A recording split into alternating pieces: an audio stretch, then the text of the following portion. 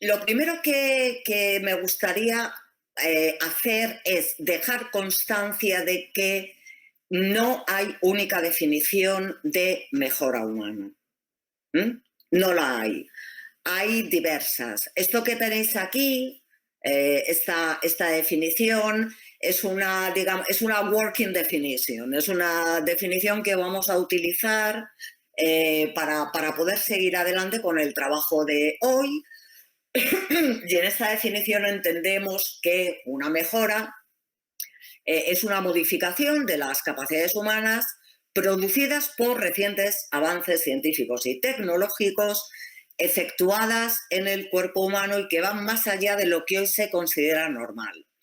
Efectivamente, esta no es la única definición, pero comparte con todo el resto de definiciones que yo conozco una determinada estructura. Esa estructura consiste en presentar tres elementos. Un objetivo, que en mi working definition es modificación de las capacidades humanas, unos determinados medios con los que esa modificación se va a producir, recientes avances científicos y tecnológicos, y un punto de referencia. Un punto de referencia porque mejorar, por definición, es un término comparativo. Digo, bueno, mejor que qué. Vamos a ser mejores que qué. Siempre se necesita un punto de referencia. Yo, de todos los puntos de referencia posibles, prefiero este. Mejorar más allá de lo que hoy en día se considera normal. Esto lo hago por motivos en los que, salvo que queráis vosotros en el debate, no tenía pensado centrarme ahora. Quiero seguir diciendo que cada uno de estos tres elementos, con la posible excepción del primero, del objetivo, son absolutamente han sido discutidos, han sido controvertidos y lo siguen siendo. Digo con la posible excepción del primero porque, bueno, ¿quién se niega a que modifiquemos nuestras capacidades o que las mejoremos? Pues poca gente. Normalmente la polémica viene unida a los otros dos elementos. En la presentación que yo he preparado para hoy quería centrarme en los medios que se pretenden utilizar para esa mejora. Los medios, desde luego, siempre son los medios que resultan controvertidos, son los que no son tradicionales. Esto es facilísimo de entender. Todos pensamos que está muy bien mejorar nuestras capacidades cognitivas yendo al cole o leyendo a Tolstoy. ¿De acuerdo? Eso es un tipo de medio para modificar nuestras capacidades humanas, que es tradicional y al que nadie se opone. La polémica está unida a la utilización de avances científicos y tecnológicos relativamente recientes, ¿no? Esos son los que suscitan el interés y la polémica. La teoría dice que, y hasta cierto punto es verdad, que el motivo de la polémica es que estos avances científicos y estos avances técnicos hacen posible, ponen a nuestro alcance la posibilidad de efectuar mejoras radicales. Yo personalmente creo que este no es el único motivo de polémica. Mandar a un niño al colegio es absolutamente radical si lo comparamos con no mandar a un niño al colegio. En el colegio aprende matemáticas, aprende técnicas de estudio, aprende a escribir, aprende idiomas. Eso es muy radical. ¿m? Y, y no ha suscitado especialmente un debate ahora. Yo, y esto me lo podéis discutir si queréis, yo creo que la polémica se debe sobre todo a que son nuevos. Y cualquier cosa que se presenta como novedosa, sobre todo ligada a la técnica, nos pone en una situación que nos hace sentirnos inseguros. Aunque también es verdad, desde luego, que las posibilidades de intervención en nuestras capacidades mediante esas novedades es también radical. Como es posible que alguno de vosotros sepáis, los medios de los que se habla en la literatura como medios para efectuar estas modificaciones se dividen en dos grandes categorías. Los medios que podemos llamar biológicos y que a su vez contienen elementos bastante distintos entre sí, y otros que están sobre todo relacionados con el uso de la robótica y la inteligencia artificial. Yo me voy a centrar en los primeros, básicamente porque son aquellos a los que me he dedicado más. Ahora estoy empezando a estudiar cosas relativas al uso de inteligencia artificial. Son los que he estudiado más porque hasta hace relativamente poco las técnicas y los medios más prometedores eran los ligados a la modificación biológica. Entonces, otra cosa que, bueno, os voy a presentar un pequeño timeline y os voy a contar antes que nada por qué hago esto. Hago esto porque creo que es muy importante cuando nos enfrentemos a estas cuestiones, sobre todo cuando las discutimos en la arena pública, fuera de la academia, aunque también dentro. Es muy importante darse cuenta de la velocidad a la que ha ido esto. Esto es un poco la prehistoria del conocimiento genético. Es esta, What's Life, de Schrödinger, que es una especie de panfletillo, no llega a ser realmente un libro, que publicó en 1944 y en la que tuvo una idea que por aquel entonces parecía un poco loca. Y es que el fenómeno que nosotros llamamos vida podía explicarse como un proceso de almacenamiento y transmisión de la información. Esto que podía haber sido una excentricidad de Schrödinger, que además no se dedicaba precisamente a la biología, tuvo sin embargo una influencia muy grande en la siguiente generación de gente que hacía estudios genéticos.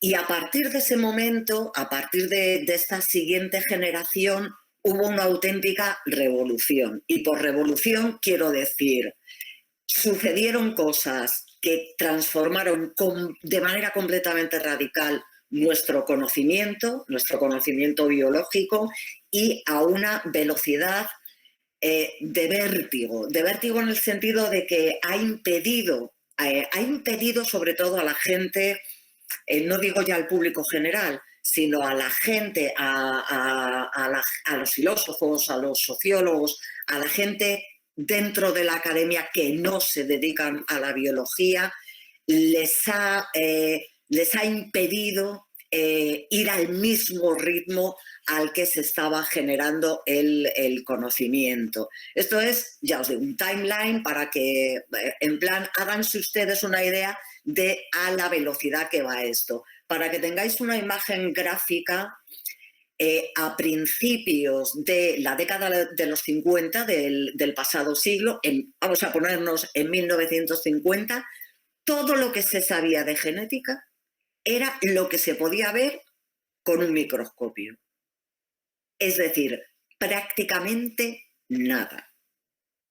Y, sin embargo, en 3 años nos encontramos con que los buenos de Watson y Crick descubren la estructura interna en la que está organizada la información genética.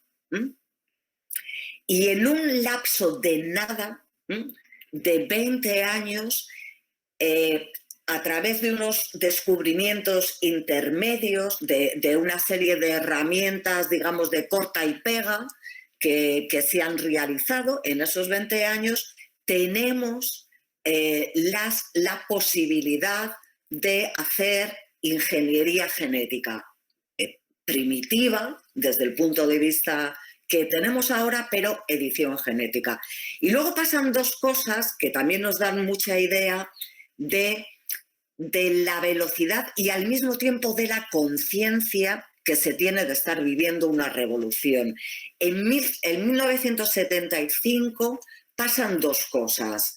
Pasa, por un lado, que se registra, se forma la primera compañía comercial dedicada a la ingeniería genética, Genentech, que por cierto, hasta donde yo sé, sigue operando. Es decir, quizá por primera vez o una de las muy pocas veces que esto ha sucedido en la historia, entre el descubrimiento de algo y la comercialización, digamos, o la explotación industrial de ese algo, apenas pasan 20 años. Y no solamente es eso, sino que al mismo tiempo hay una conferencia, que muchos de vosotros habréis oído hablar de ella, la conferencia de Asilomar, en la que los propios científicos, conscientes del enorme significado y el enorme impacto que tiene todo lo que están descubriendo, y no solamente a nivel de conocimiento teórico, mira qué bien, aquí tenemos la estructura en doble hélice de los genes, sino que además han desarrollado una técnica que nos permite hacer intervenciones genéticas. Dicen, bueno, esto es muy gordo. Vamos a reunirnos y vamos a ver cómo podemos manejar esto, qué tipo de problemas sociales, qué tipo de problemas éticos o qué tipo de dificultades de gobernanza que diríamos hoy en día surgen. Y esto es asombroso. Esto a mí me sigue pareciendo. Y ellos deciden hacer una especie de autorregulación que luego, bueno, habrá salido mejor o peor, pero que refleja la conciencia de los propios científicos. Y a partir de ahí todo va a toda velocidad. Rápidamente se secuencia el genoma entero de un organismo, empiezan a identificarse genes, piezas de ADN en humanos, se empiezan a hacer organismos genéticamente modificados, se patentan por uno de los primeros, mira, en el 82, la insulina, que, en fin, ha salvado muchas vidas. Rápidamente se descubre la huella genética, esto que todos vemos en las novelas y en las series de crímenes a los que yo soy tan aficionada. Oh, Dios mío, podemos hacer una prueba genética y saber quién ha estado aquí, quién ha tocado esto, quién ha bebido de este vaso. Se comercializan los primeros alimentos dentro de la industria alimentaria genéticamente modificados. Y ya el colmo es que a final de siglo se crea el primer animal mamífero clonado, que es la famosa oveja Dolly, que la pobrecita llegó a todos los medios de comunicación. Y ya centrándonos solamente en humanos, porque bueno, hemos visto que esto de la revolución genética afecta a animales, afecta a plantas, todas las intervenciones se pueden hacer y se hacen en animales y en plantas, pero parece que es el asunto que más ha preocupado y que de hecho es el que nos trae aquí a nosotros hoy, es la aplicación de estos conocimientos a los seres humanos. Como os decía, en la década de los 80 del pasado siglo se hicieron pruebas genéticas para multitud de enfermedades, se identificaron los componentes genéticos de enfermedades monogenéticas brutales como la fibrosis quística, por ejemplo. Se inicia en la última década el proyecto Genoma Humano. Prácticamente cada año se identifican secuencias genéticas ligadas a multitud de enfermedades, se identifican muchos genes y en un tiempo prácticamente récord, en 10 años después de iniciado ese proyecto, se anuncia lo que ha pasado a ser conocido como el primer borrador del genoma humano y en 2003 nos encontramos con la versión final entre comillas, pero bueno, no vamos a entrar en esos detalles ahora. Digamos que hoy en día tenemos una versión más o menos final. Pues si esto fuera poco, en el interín pasan otras cosas. Básicamente pasa una. Pasa que salta a la palestra lo que hoy día conocemos como como biología sintética, que tampoco hay una definición plenamente consensuada, pero yo trabajo con esta, que es más o menos la más extendida. La biología sintética, y esto es importante, bueno, aquí tenéis esto por si queréis echarle un vistazo, lo que hace en esencia es hacer que lo que antes del surgimiento de la biología sintética se llamaba ingeniería genética, pase a ser más o menos, más que una ingeniería, pase a ser una artesanía. Realmente la posibilidad más radical de una auténtica ingeniería genética viene a partir de la posibilidad de la biología sintética, que se distingue de la ingeniería tradicional en que es mucho más compleja y mucho más sofisticada. Y esto viene ligado precisamente a lo sintético. Pensad que hasta ese momento la ingeniería genética que se hacía, sobre todo en plantas, tenía unos límites muy claros. Primero, era muy difícil, por no decir imposible, modificar un organismo en más de vamos a llamarle genes para entendernos, en más de una característica. Era un proceso muy lento. De acuerdo, sí, yo cojo un tomate y puedo modificarlo para que no sea, para que no le afecte tal, o para que se conserve más tiempo y poder exportarlos, o para que aproveche mejor el agua y se pueda cultivar en terrenos más secos.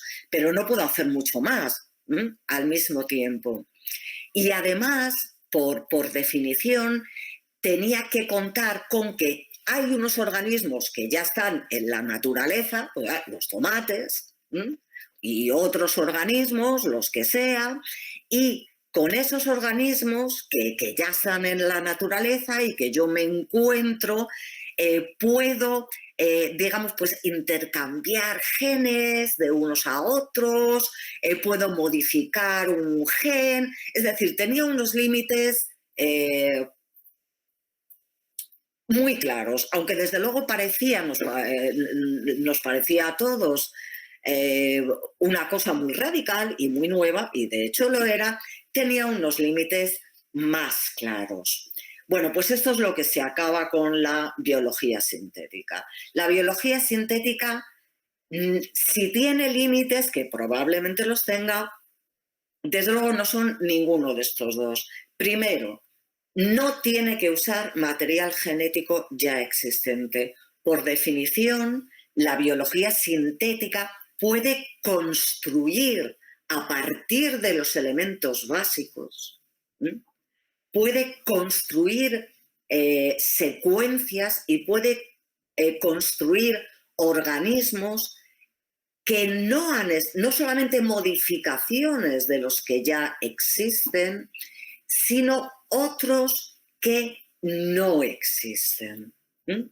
Y esto hace que los cambios que se pueden efectuar en los organismos, y no olvidemos en ningún caso que los seres humanos somos organismos, pueden ser modificados de forma mucho más radical y además con cambios que pueden afectar digamos, en una sola intervención a más de un pequeño tramo, una pequeña característica. Es decir, con relativa facilidad. De hecho, en España quizá no, pero por ejemplo en Estados Unidos esta técnica es tan sencilla que en las clases de biología de la enseñanza secundaria, pues es relativamente típico que los chavales que estudian biología aprendan a hacer estas cosas, ¿no? a ensamblar, pues vamos a hacer un pequeño organismo que sea fosforescente y que tenga dos estados. Y cuando está en on, pone on y tú ves que pone on y cuando, etcétera, etcétera. Es decir, se pueden hacer modificaciones partiendo de nada, partiendo de los elementos básicos de la estructura genética, se pueden generar organismos que no han existido nunca. Nunca ha existido un organismo que ponga on cuando está activado en la naturaleza.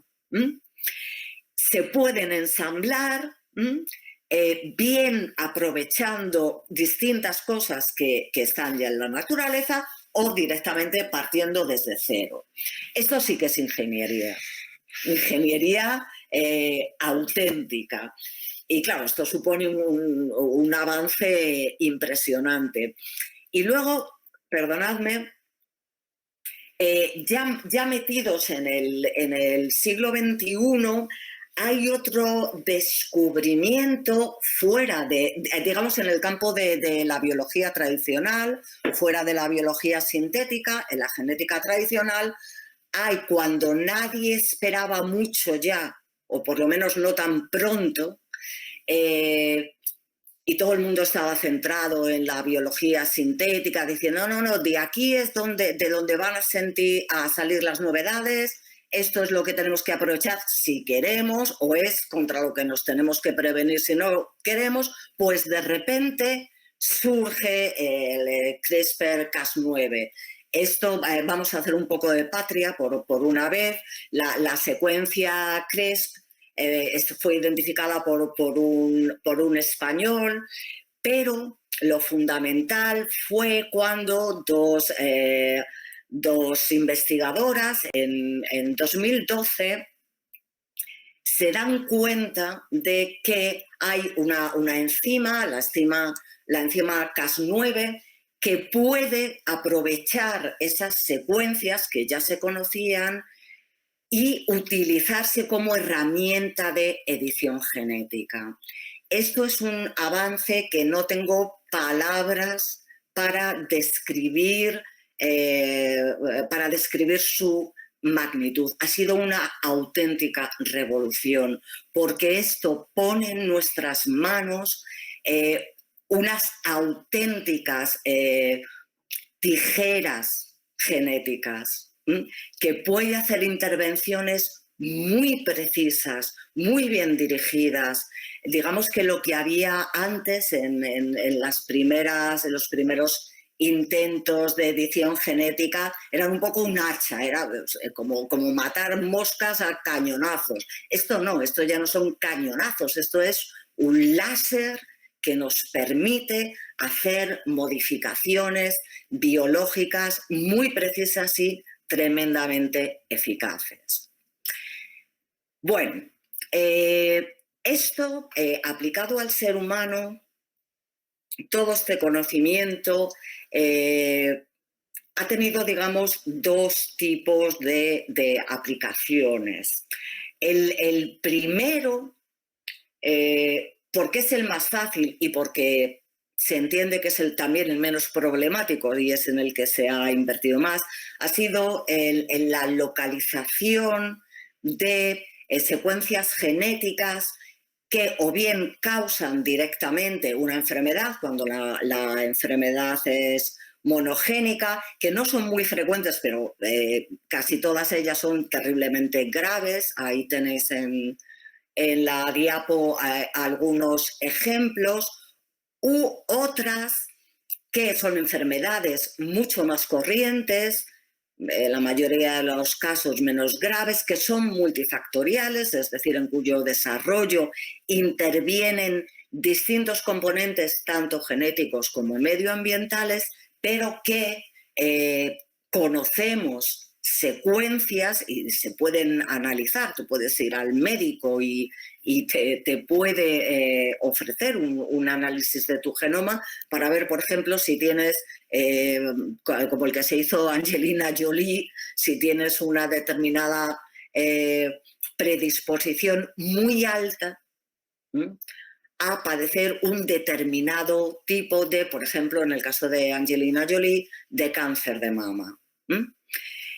Claro, naturalmente este conocimiento nos sirve para intervenir. ¿Intervenir cómo? De dos maneras. Por un lado, esto abre la posibilidad de desarrollar lo que conocemos como terapia génica, que no está demasiado desarrollada, pero que poco a poco va avanzando y que funciona, y entendemos que funciona más o menos como una terapia tradicional. Es asimilable. La única diferencia es que la intervención se hace a nivel genético, básicamente insertando un gel funcional del que careces o desactivando uno, etcétera, etcétera. No ha lugar a detalles técnicos, pero que puedes corregir un defecto, digamos, genético. De hecho, el primer paciente ya se trató a finales del siglo pasado y hay multitud de ensayos clínicos y hay algunas terapias bastante desarrolladas. Claro, este es el objetivo. El objetivo es tratar una enfermedad que uno ya tiene, que ha desarrollado o no ha desarrollado todavía, pero que podría desarrollar en un futuro, sustituyendo, haciendo una intervención a nivel genético. ¿Cómo voy de tiempo? Bien. Estas intervenciones se pueden hacer en línea somática o en línea germinal. Lo que se hace hoy en día se hace en línea somática, es decir, todos los ensayos clínicos que hay de terapia génica se hacen en línea somática, es decir, se hacen modificando células somáticas de los individuos. Las células somáticas, como puede que ya sepáis, son todas, son todas con la excepción de las células sexuales o de las células embrionarias. Esta última, la terapia génica en línea germinal, hoy en día está prohibida. No se puede investigar. Por muchos motivos. Pero bueno, un poco el motivo fundamental que engloba a todos los demás es porque ese tipo de modificación pasaría a tu descendencia. No es como la modificación somática que muere contigo. La modificación germinal no muere contigo, sino que pasará a tus hijos y a los hijos de tus hijos. ¿Quiere esto decir que, bueno, y estos son los problemas éticos, ¿no? Hay, por tanto, un riesgo de daño a generaciones futuras? Bueno, todo lo que tiene que ver, como puede que sepáis muchos si habéis estudiado con Oscar, todo lo que tiene que ver con las generaciones futuras es un lío monumental, ¿eh? A nivel ético y a nivel intelectual. Entre otras cosas porque cuando se introduce un cambio hereditario, si algo sale mal o si hay problemas a largo plazo, no vas a tener, o se piensa que no vas a tener tiempo para pararlos. De manera que hay, en principio, se requiere que tengamos mayor seguridad, estemos más seguros de que lo que vamos a hacer, la intervención que vamos a realizar, no va a tener efectos perjudiciales en el largo plazo. Luego hay otros problemas que algunos consideran muy serios, otros consideramos menos serios, como el consentimiento informado. Claro, pues uno cuando va a someterse a una terapia, cualquiera, genética o no genética, pues firma un consentimiento informado. Las generaciones futuras o los infantes recién nacidos o los fetos o los embriones no dan consentimiento. Digo, bueno, claro, pero es que esto ya nos pasa. Esto ya nos pasa ahora, claro que no dan consentimiento. Esto es un problema que ya conocemos y al que más o menos sabemos cómo enfrentarnos. Luego hay, digamos, la sección bioconservadora de la filosofía, que es muy amplia.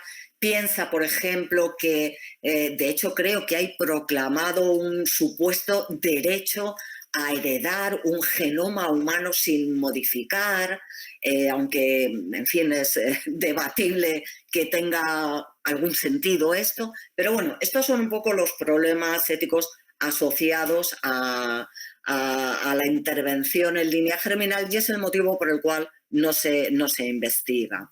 Pero se hace otra cosa, porque este conocimiento que tenemos no solamente se aplica, digamos, a la intervención, sino que se aplica a la selección. Y esto es así porque contamos con una técnica fantásticamente bien desarrollada hoy en día, la fecundación in vitro, que te permite seleccionar, tú generas una serie de embriones y no se implantan todos ellos, se implantan unos. ¿Cuáles? Bueno, pues en principio cuando esta técnica se inició se implantaban desde luego los que eran viables, etcétera, etcétera. Pero existe la posibilidad de hacer pruebas genéticas en los embriones para, ya puestos a seleccionar cuál de ellos vas a implantar, seleccionar alguno que esté libre de defectos genéticos. Esto se hace. Esto se hace. Por ejemplo, para evitar embriones que presenten, por ejemplo, una genética asociada a la fibrosis quística, por ejemplo. Esto es típico. De hecho, las parejas que son portadoras de defectos genéticos serios típicamente recurren a la fecundación in vitro precisamente para poder seleccionar embriones que no porten estos defectos. Se puede utilizar también en portadores. Se puede hacer antes de que exista el embrión, que alguna gente tiene problemas en hacer esta selección de embriones, pero bueno, se pueden hacer también al portador, se puede hacer en análisis fetales. Esto es una cosa que todas las mujeres que se han quedado embarazadas después de los 35 años, ya sabes que se hace un análisis para ver si tiene determinados defectos genéticos, el feto, que cada vez son menos invasivos, más seguros, es decir, todo esto se hace. Y ahora vosotros me diréis, pero no estábamos ahora aquí para hablar de mejora y estamos hablando de terapia. Sí. ¿Por qué estoy hablando de terapia? Bueno, porque teóricamente es lo único que está permitido hacer. Pensad en la selección genética. Solo está permitido seleccionar embriones para implantar aquellos que estén libres de defectos genéticos serios. Y seleccionar otras características, por ejemplo, el sexo, solamente puede hacerse para evitar enfermedades ligadas a los cromosomas Y o XX. De otro modo, no se puede hacer. Pero a nadie se le escapa que todas estas técnicas de las que hemos estado hablando, que se aplican con bastante frecuencia para digamos, generar terapias o con un uso terapéutico, se pueden aplicar las mismísimas con una intención de mejora. Pensad simplemente en la hormona del crecimiento. La hormona del crecimiento se le ofrece rutinariamente a personas no muy altas, a niños normalmente, no muy altos, que tienen un defecto ligado a la hormona del crecimiento. Tienen poca y se la ponen. Y se entiende que eso es una terapia. Si simplemente prometen ser adultos de poca estatura, porque sus padres son de poca estatura y no tienen ningún defecto genético, se entiende que esto es una terapia. Y salvo que seas Leo Messi, no te la van a poner. Bueno, ahora ya tiende a ponerse. ¿Ves? Este es el caso específico de la hormona del crecimiento, es un caso en el que hemos ido de la terapia a la mejora ante la protesta de muchísima gente, pero es un muy buen ejemplo como exactamente la misma técnica biológica, ya sea una droga, una intervención genética, exactamente la misma técnica que sirve para ser utilizada con fines terapéuticos, se puede utilizar con fines de mejora. Y en realidad, en términos de biomejora, podemos hacer muchísimas cosas. De hecho, hay muchos ya hoy en día y desde hace bastantes años, hay muchos mejoradores biológicos que son de uso común. En todos los ámbitos, en estética, en deporte, a nivel cognitivo, en estado de ánimo, etcétera, etcétera, que son comunes. Algunos de ellos, todos ellos son biológicos y todos ellos están ligados a tecnologías nuevas. No todos ellos son genéticos. Pues, por ejemplo, un grapado gástrico quirúrgico, pues no es genético, o la corrección de orejas demasiado grandes. Esto no es de origen genético, pero hay otros que sí. Pues, por ejemplo, la hormona del crecimiento, la EPO, los esteroides, muchas de las herramientas farmacológicas que utilizamos son claramente mejoradores y tienen este origen. Es decir, que la biomejora no es algo que va a pasar en el futuro, es algo que ya se puede hacer y cada día más. Cada día hay una posibilidad. He estado repasando el estado del arte para esta presentación. La última vez que lo repasé fue hace 2 meses porque me pidieron escribir una cosa y creedme, me he encontrado alguna cosa nueva. Es decir, cada día tenemos más cosas en este sentido. Sin embargo, esto no se acepta. Se acepta que utilicemos todo nuestro conocimiento y toda nuestra tecnología con intención terapéutica, pero no con intención mejoradora. Bueno, lo primero que tengo que decir es que cualquier intento de distinguir con claridad la terapia de la mejora, por citar a Ortega, es un ejercicio inútil que solo conduce a la melancolía. Es muy difícil, por no decir imposible, encontrar una diferencia clara y coherente y que tenga sentido entre terapia y mejora. Y cuando encuentras alguna, encontrar cuál es la diferencia moral es todavía mucho más complicado. Pero, bueno, yo os voy a contar qué es lo que en bioética se entiende que son los problemas que nos pueden llevar a oponernos a la biomejora. Primero, desde luego, la biomejora tiene unos riesgos. Claro, uno me diría, claro, la terapia también. Las intervenciones genéticas, pensad en las intervenciones genéticas, bueno, pues son arriesgadas. Bueno, por otro lado, como todas las intervenciones, no tenemos suficiente conocimiento, cada vez tenemos más.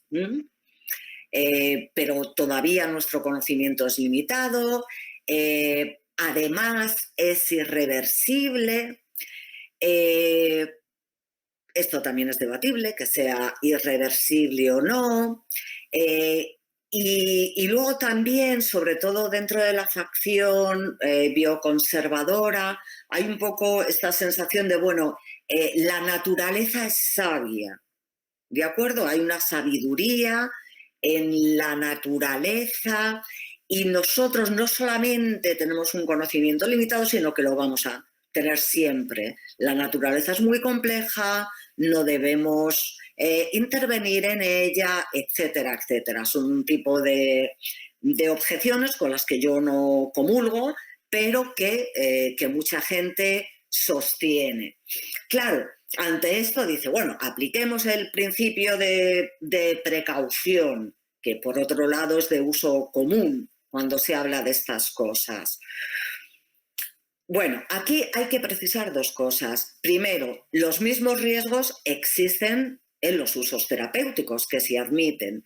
Lo que pasa es que en los usos terapéuticos uno puede decir, vale, pero cuando se trata de luchar sobre todo contra enfermedades de origen genético terriblemente graves, ya sean de origen solamente genético o sean multifactoriales, digamos, merece la pena el riesgo. Para librarnos del horror de la fibrosis quística, nosotros o nuestros hijos, merece la pena correr ese riesgo. Pero cuando se trata simplemente de mejorar, no. En este caso, uno no debe correr el riesgo. Esto, bueno, es una cosa que hay que considerar, aunque que sea inmoral correr ese riesgo ya es otra cosa que si queréis discutimos en el debate, que me estoy alargando mucho. Todas estas, fuera de las cuestiones ligadas a la seguridad, todas estas son las objeciones que se han manejado. Esta que yo mencionaba un poco antes, ¿no? Parece que estamos jugando a ser Dios, o esto va en contra de la naturaleza. Esto es típico de los bioconservadores. Otra cosa muy típica de los bioconservadores es esta apelación, a la sabiduría de la repugnancia. Esto es ni más ni menos que una apelación a, digamos, nuestras intuiciones morales. Esto nos repugna. Este tipo de intervención para seleccionar un embrión que tenga tendencia a ser más alto. Esto es una cosa que nos produce repugnancia. No sabemos muy bien por qué. Normalmente que algo nos repugne no es un argumento, pero en estos casos sí. Esto es otro tipo de argumento que se maneja. Y luego se manejan otros argumentos desde mi punto de vista más serios, como es la posibilidad de que exista una discriminación genética entre los individuos mejorados y los no mejorados, tipo Gattaca. Pues esto va a pasar como en la película. Aquellos que no han sido genéticamente mejorados van a ser explotados y discriminados por los humanos mejorados, o también se dice que va en contra de la naturaleza humana. Yo tengo aquí puestas en verde, que es el color de adelante, puede usted pasar, las dos objeciones que a mí personalmente me parecen más serias. En primer lugar, que en muchos casos, aunque no en todos, en estos bienes que solamente son bienes, en bienes posicionales, esto nos puede llevar a una carrera de ratas. ¿Qué es un bien posicional? Pues un bien posicional es aquel que solamente es un bien cuando no todo el mundo lo tiene. Por ejemplo, ser más alto.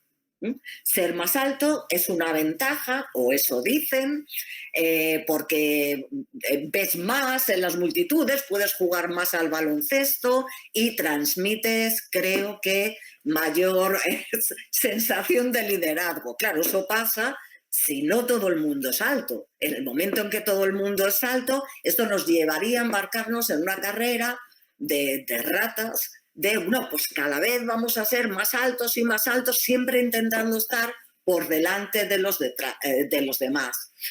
Esto, bueno, se puede considerar, aunque no todos los bienes son posicionales. Por ejemplo, la inteligencia no es un bien posicional, o no es únicamente un bien posicional. Y luego hay problemas, no digo objeciones, porque yo creo que se pueden resolver, pero sí cuestiones ligadas a la justicia, tanto a la justicia distributiva como a la justicia competitiva.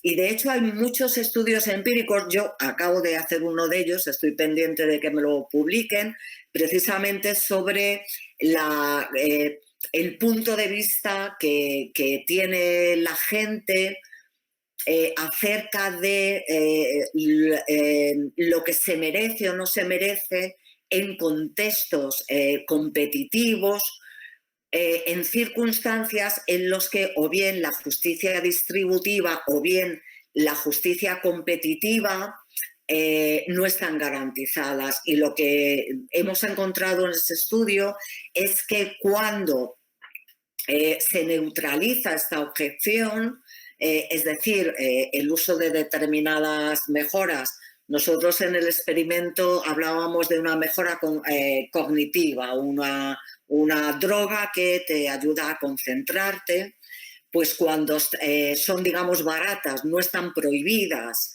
y son accesibles, y en el contexto competitivo, cuando todos los demás o muchos de ellos los están usando, pues el 70% de las objeciones en contra del uso de mejoras cognitivas desaparece. Pero bueno, esto sí son cosas que yo creo que hay que tomar en serio. Y por último, para que no parezca que todos son argumentos en contra, yo creo que hay muchos argumentos a favor de utilizar este tipo de intervenciones biológicas. No todo el mundo está de acuerdo conmigo, pero bueno, como la presentación es mía, voy a decir algunas cosas a favor. Primero, yo creo y esto es un argumento, todos estos argumentos no son míos, son compartidos por la gente que creemos que deberíamos hacer más uso de esas tecnologías con intención de mejora. Primero, porque es consistente con lo que ya estamos haciendo.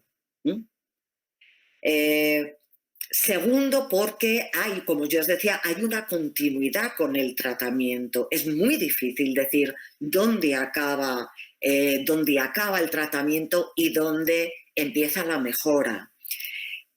Tercero, porque no solamente a nivel somático, de intervenciones somáticas, sino muchas veces también a nivel de intervenciones germinales, normalmente nosotros valoramos la libertad de los individuos para efectuar transformaciones en ellos mismos y en sus descendientes. Aquí a nadie se le prohíbe mandar a un niño a un colegio trilingüe, intensivo, cooperativo, que va a tener como resultado que va a tener un desarrollo intelectual mucho mayor que el niño que va al colegio de la esquina, que es donde el común de los mortales mandamos a nuestros niños. Y esto no lo impedimos.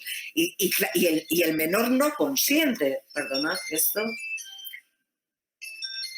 El menor no consiente, pero nosotros no creemos que eso sea un problema. Y luego hay dos argumentos que para mí son los que tienen más peso. Primero, como dice Julian Savulescu, una vez que tenemos estos medios, no solamente es permisible utilizarlos para mejorar, sino que no utilizarlos es moralmente cuestionable.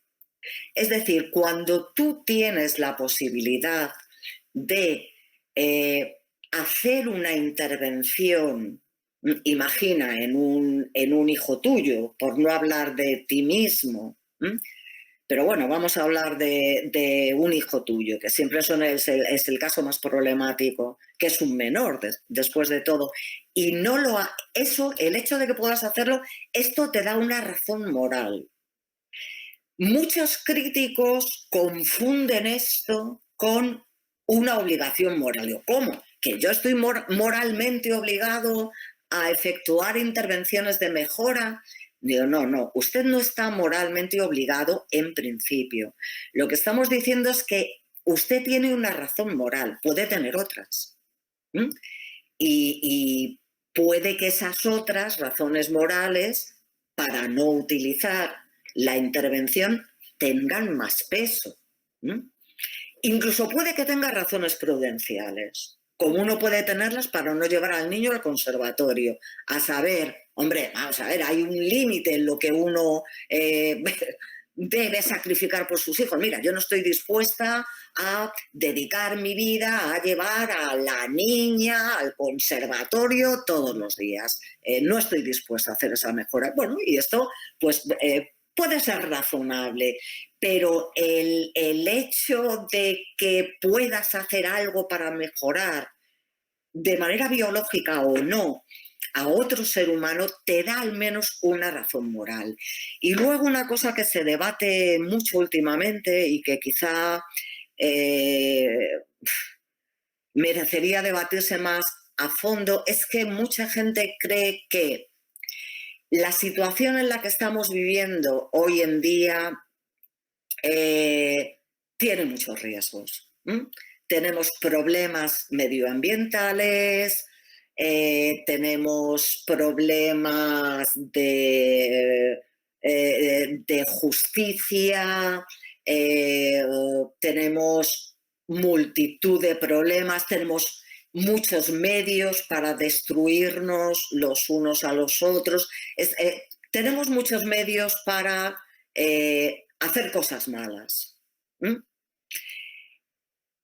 Y hay gente que piensa, esto es muy debatible, pero el debate merece la pena, que la mejor manera de enfrentarnos a esos riesgos eh, que nos presenta la situación actual es precisamente mejorarnos a nosotros mismos, especialmente mediante mejoras cognitivas y mejoras morales, aunque estas últimas han sido muy cuestionadas. Pero bueno, que yo creo que hay suficientes argumentos a favor de al menos abrir la posibilidad de utilizar mejoradores biológicos.